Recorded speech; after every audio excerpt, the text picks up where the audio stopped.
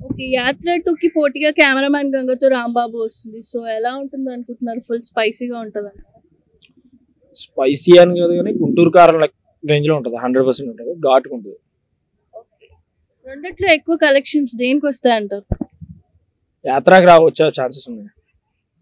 Okay. Election ముందు 'యాత్ర 2' జగన్ మీద సింపతి క్రియేట్ చేయడానికి రిలీజ్ చేస్తున్నారంటారా? సింపతి క్రియేట్ చేయడానికి కాదండి, వాస్తవం ప్రజలకు తెలియజేయడం కోసం రిలీజ్ చేస్తున్నారు. కలెక్షన్ల కోసం వీళ్ళు రిలీజ్ చేశారు ఈరోజు. అంటే వాళ్ళ వారాహి యాత్రలు ఇలాంటివి ఉన్నాయి కదా, బేసిక్ సెన్స్ లేని వాటి కోసం, వాటి కలెక్షన్ల కోసం, ఆ పార్టీని రన్ చేసుకోవడం కోసం వీళ్ళు రిలీజ్ చేశారు. ప్రజలకు అసలు వాస్తవం తెలియడం కోసం యాత్ర రిలీజ్ చేశారు. వైసీపీ వాళ్ళే డైరెక్టర్‌తో ఈ మూవీ చేయిస్తున్నారంటారా? అవును, వాళ్ళ ఇష్టం, చేయించుకుంటారు. వీళ్ళు అనడానికి ఎవరు? వీళ్ళు చేయించుకోలేదు మరి, అంతే కదా. ఇప్పుడు ఈ మూవీస్లో వాడే డైలాగ్స్ అన్నీ కూడా దేనికి ఓరియంటెడ్గా ఉన్నాయి? ఇన్ పొలిటికల్గా ఓరియంటెడ్గా ఉన్నాయి. అంటే వీళ్ళ పాలిటిక్స్ కోసం ఆయన సినిమాల్లో డైలాగులు యూజ్ చేసుకోవచ్చు.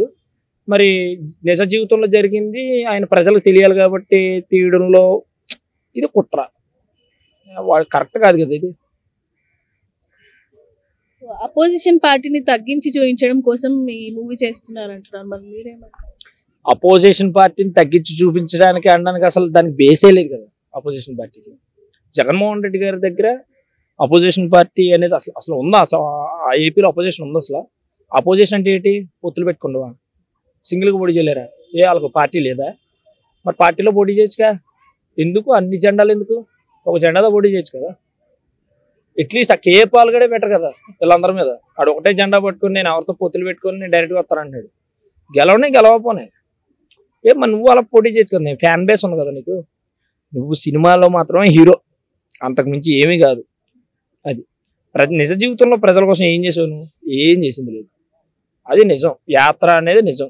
సో ప్రతి ఒక్కరు కూడా యాత్రకి వెయిట్ ఇచ్చి చూస్తారని అనుకుంటున్నాను.